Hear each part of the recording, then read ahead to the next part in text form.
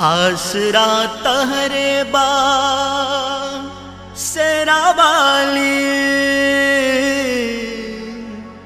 कहाँ जुरैलू जोता वाली। तारा दर पे भूखे प्यासे पड़ल बानी हम तहरे आसे, तहरे आसे।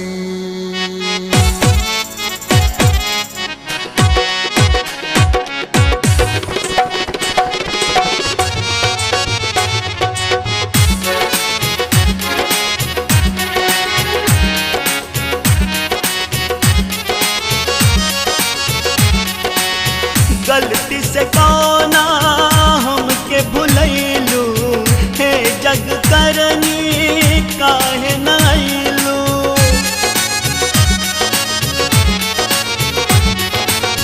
गलती से कौना हमके भुलैलू, हे जग करनी काहे नैलू। दर पे तोहरा भूखे प्यासे पड़ल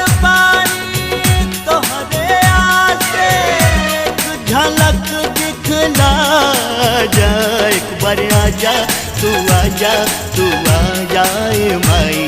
आज आके तू सबके बता जा, एक बार आजा तू आजा, तू आ जाए माई। आज आके तू सबके बता जा।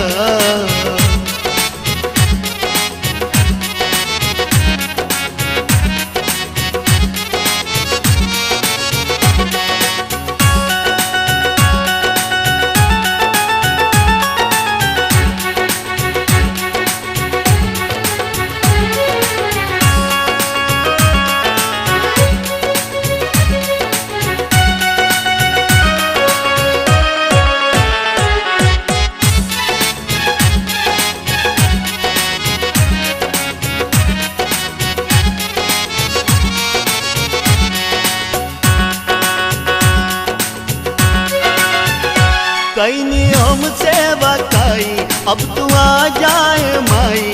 अब से नजरिया दफेरी, हम तो बालक न जान पूछत बानी जान। अब काहे लगैलू तू तेरी, हमसे वक्त तू हाँ माई। दुनिया के दा भेद बताई, बघवा के गर्जन सुना जा। एक बार आजा तू आजा, तू आ जाए माई। आज आके तू सबके बता जा, एक बार आजा तू आजा, तू आ जाए माई। आज आके तू सबके बता जा।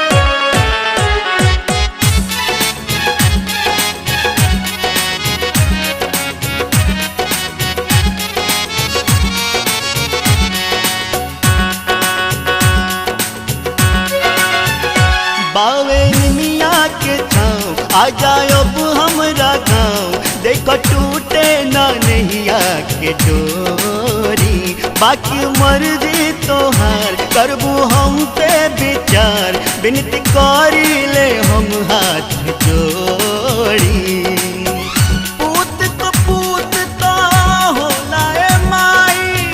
माई ना कबहू होली कुमाई, गलती के हमरा बुला जा। एक बार आजा तू आजा, तू आ जाए माई। आज आके तू सबके बता जा, एक बार आजा तू आजा, तू आ जाए माई।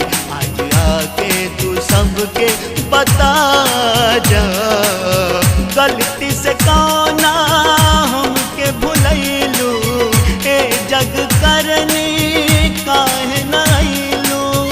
दर पे तोहरा भूखे प्यासे पड़ल बानी तोहरे आसे, एक झलक दिखला जा, एक बार आजा तू आजा, तू आ जाए माई, आज आके तू सबके बता जा, एक बार आजा तू आजा, तू आ जाए माई, आज आके तू सबके बता जा।